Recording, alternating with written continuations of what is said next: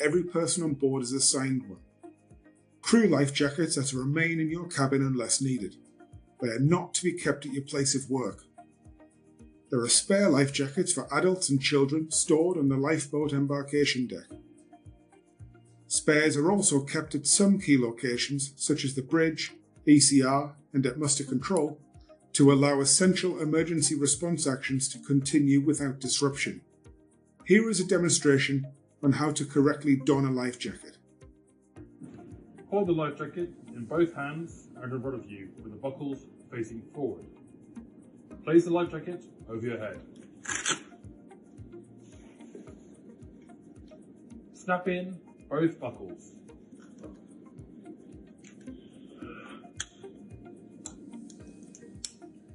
Pull the straps to tighten so the life jacket fits snug and secure.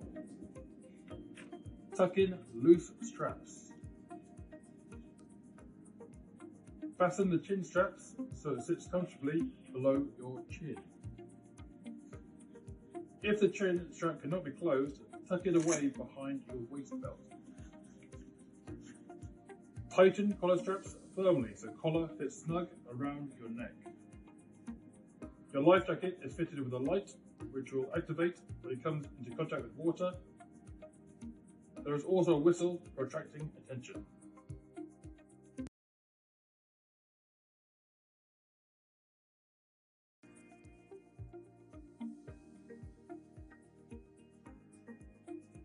The ship has many effective fixed systems for detecting smoke or fires. There are several different types of detector heads around the ship. Some will sense smoke, some heat, and some will identify flames. If any of these detectors activate, they will sound an alarm on the bridge monitoring system, highlighting the location of the problem.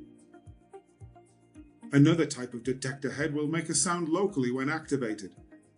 These are found in all cabins, including guest staterooms and suites. If you see signs of fire or smoke, your quick actions can make a huge difference to the outcome.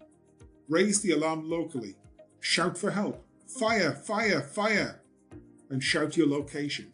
Raise the alarm to the bridge. Activate the nearest manual call point and call 977.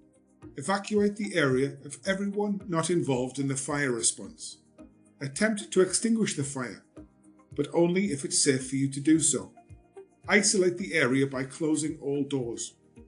Wait in a safe area near the exit for the assessment team to arrive. Brief them on what you saw and what you did.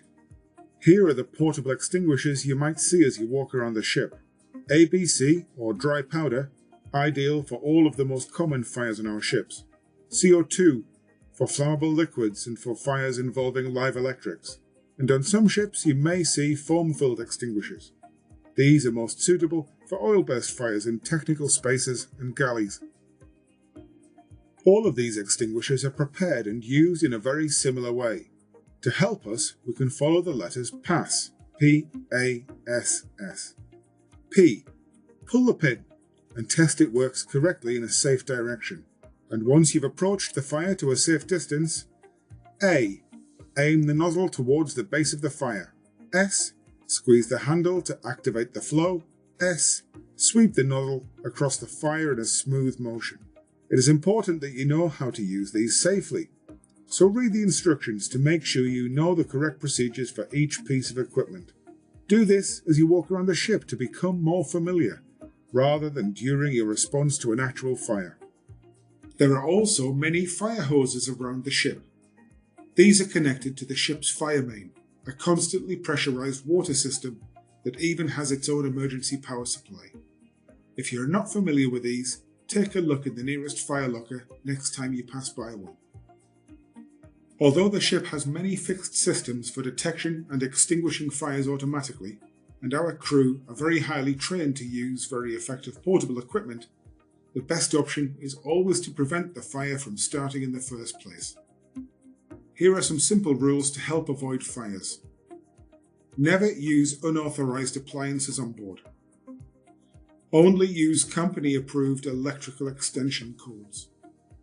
These are different to the ones you may have at home and have been modified to work safely on the ship's electrical power system. The use of open flames in your cabin, including candles and incense, is forbidden. Smoking is allowed only in designated areas, and always use an approved ashtray. Smoking in cabins is not permitted at any time. Always check and empty the lint trap in the front of tumble dryers before and after you use them.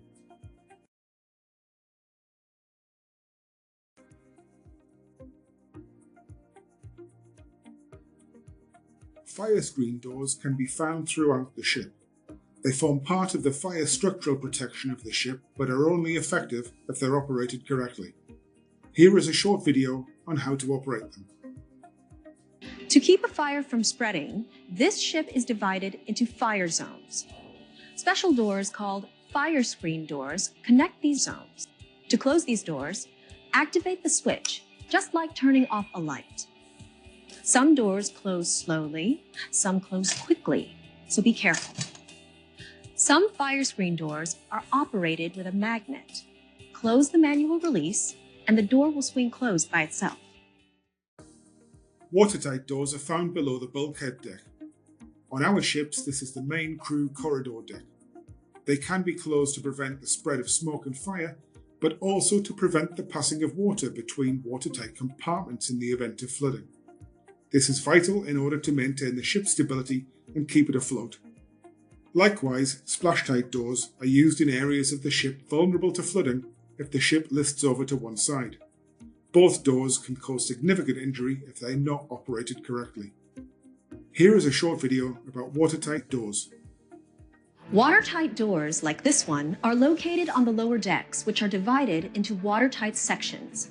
They prevent fire, smoke, or flooding in one section from spreading to another section. Every watertight section has an escape route in addition to the door. There is always a staircase. That is a safer way to take you out of the area without having to pass through a door into another section. The watertight doors are extremely powerful. Never try to go through one if you see it is moving. These alarms warn you that the door is being operated and to stand clear. If you do have to pass through a watertight door, you must first contact the bridge and receive permission to open it.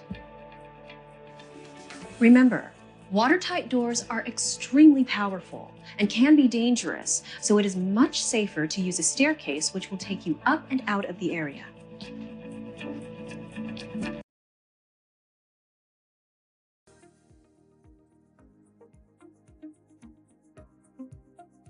As we mentioned earlier, your quick response action can often make a significant difference to the outcome of an emergency.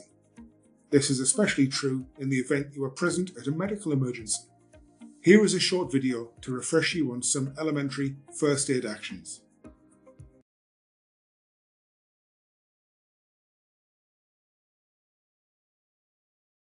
If someone has an accident or a medical emergency, every second counts.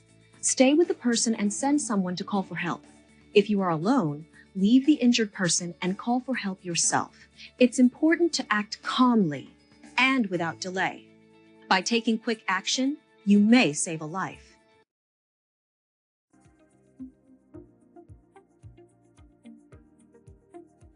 The company remains dedicated in prioritizing the safety of our workforce, and in line with this, we have many regulations, procedures and guidance documents available to help us stay safe while working hard to deliver the level of service expected of us. Our Toolbox discussion program provides basic information on how to safely conduct the more common tasks that may include levels of risk if left unmanaged. These brief, guided discussions focus on common individual tasks and are expected to be delivered regularly enough to ensure that all workers remain aware of the hazards they face and the solutions available to prevent accidents and incidents from happening. The first step to all of our daily tasks should be a job safety review.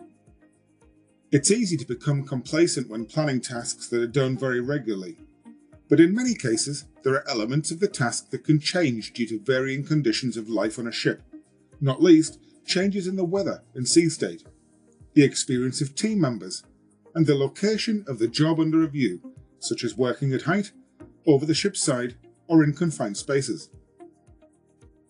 For jobs with recognized hazards, it is expected that more in-depth documentation a written risk assessment will be required to be consulted and reviewed. This process is used to make sure that all workers identify the risks associated with a job and to determine what other preparations or safe systems of work may need to be added, such as the PPE required or the need to lock out, tag out equipment or systems and raise a permit to work. At sea, we are one team, a family, and as such, we all look out for each other.